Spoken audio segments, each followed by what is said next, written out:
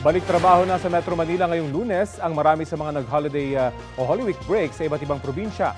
May ilang biyahero na ngayong araw pa lang piniling umuwi sa probinsya sa halip na makipagsabayan sa dami ng pasahero sa Parañaque Integrated Terminal Exchange noong Semana Santa. Balitang hatid ni Bea Pinlac.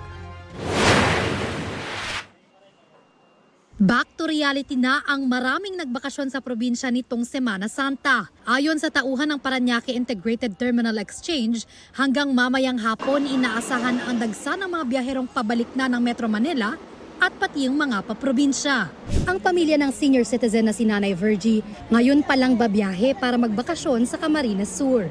Pag sumabay ka ng Holy Week, na katulad namin na may edad na, ayaw namin makipagsiksikan. So mas maganda ho yung after Holy Week kasi hindi na gaanong maraming tao.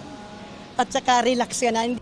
Ang OFW naman na si Marisa, umuwi galing Hong Kong nitong Abril para sa graduation ng kanyang anak. Nakalimutan ko na Semana Santa, ang haba ng pila sa terminal bus.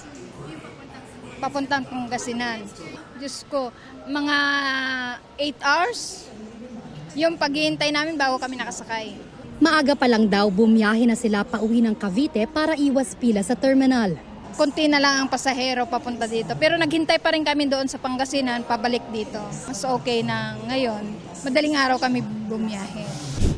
Naghanda ang pamunuan ng PITX para sa 2.2 milyong pasahero sa terminal noong Semana Santa. Inaasahan daw na magtutuloy-tuloy hanggang Miyerkules ang buhos ng mga pasahero rito matapos ang Holy Week break. Bea Pinlac, nagbabalita para sa GMA Integrated News.